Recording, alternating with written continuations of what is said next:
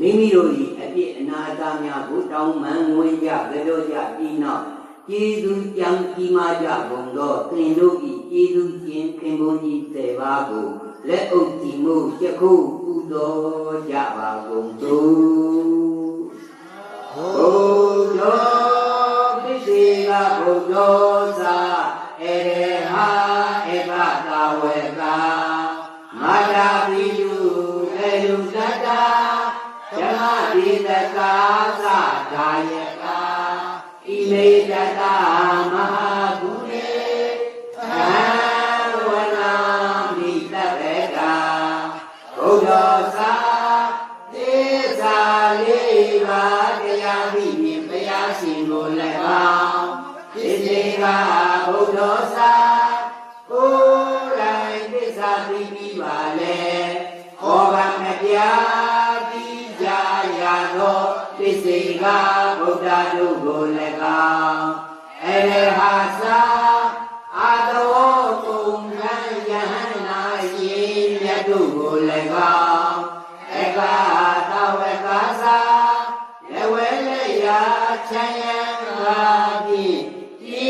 ညာတဲ့ကိုသုံးဖို့တဲ့နာအကသဝကတို့ကိုလည်းကောင်းမာတာသာအိုလာတွေရဆေလာဘွားကအစာစိတ်လို့ကြုံနေ၍ဝေဒီမိယေသူချင်းကိုလည်းကောင်းပြီးသူသာလူလမ်းကြောင်းလို့ဆောင်ကျွေးမွေးရှာဖွေပိသည်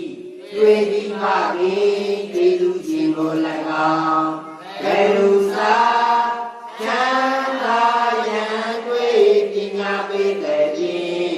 အကျေအမြတ်လုံးပြုအပ်သောဆရာတခင်ကျေးဇူးရှင်ကိုလည်းကောင်းတတ္ထာသာလေးမစေတာသူတော်ကြလည်းရဲ့သုံးမပိကဆရာမြတ်တို့ကိုလည်းကောင်းဓမ္မဒီတကားသာတန်ခါစခန်းသွားရလမ်း၌ပိဏံကြီးယံဤတန်ညွန်ကြမမောင်မရအောင်တရားတော်မြတ်ဟောဘောတတ်သူကိုလည်းကောင်းဒါယကသာသာယေနေမနောင်နေရအောင်ပေတံကေဘုသောကျေးဇူးရှင်တို့ကိုလည်းကောင်းဣမေတတမဟာဂုဏေကျေးဇူးကိုသတ်မဲ့ကုန်သည်ဘုံမြင်ပြုဤစေဟူသောကျေးဇူးရှင်တို့ကိုအဟံအကျဉ်းတို့သည်တဗ္ဗတာနေနာမကြအချင်းကတိဝန္နာမိကျေးဇူးရှင်မေစိတ်စိတ်တွေလည်းရဲ့မြတ်တိယော